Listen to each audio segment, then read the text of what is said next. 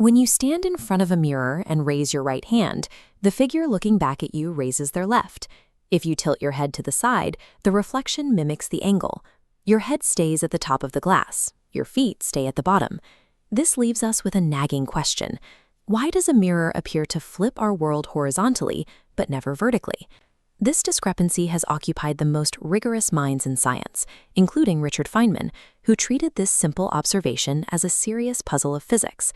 Stripping away our intuition reveals a surprising reality. The mirror does not actually flip light from left to right. The horizontal swap we see is an interpretation. Because our minds struggle to process a world turned front to back, we translate that depth inversion into a familiar left-right reversal. Solving the paradox requires separating the mechanical laws of reflection from the evolutionary shortcuts of the human brain.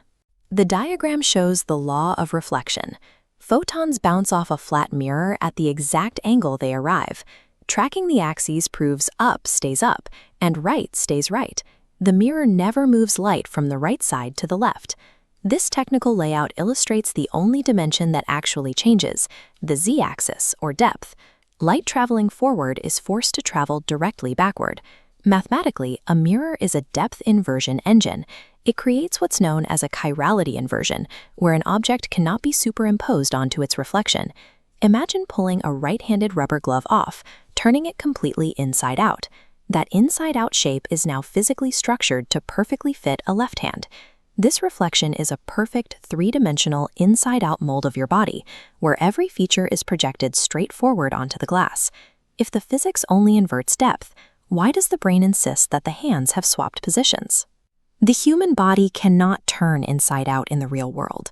Our biology doesn't allow for front-to-back inversion.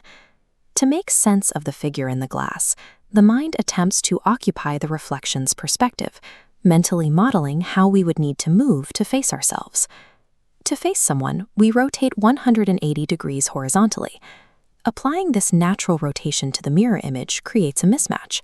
If you spun around, your right arm would be on the left, but the reflection's arm remains on the right. To resolve this mismatch, the brain chooses the simplest explanation. It projects a left-right flip onto the image to account for the discrepancy. We see this clearly when reading a shirt in a mirror.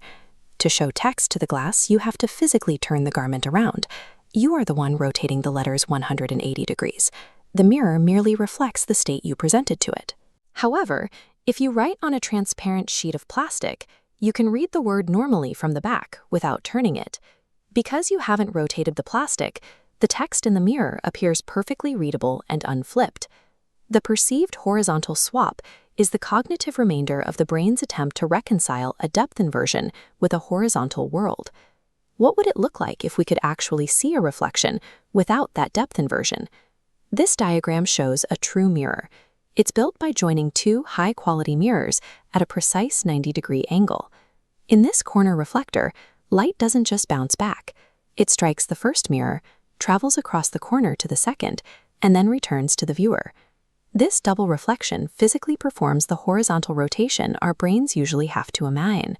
It crosses the light from the right side of the room to the left. Looking into a true mirror is unsettling. Because our faces are rarely symmetrical, seeing your actual non-inverted face feels unfamiliar. It reveals that mirrors are perfect reflectors of geometry.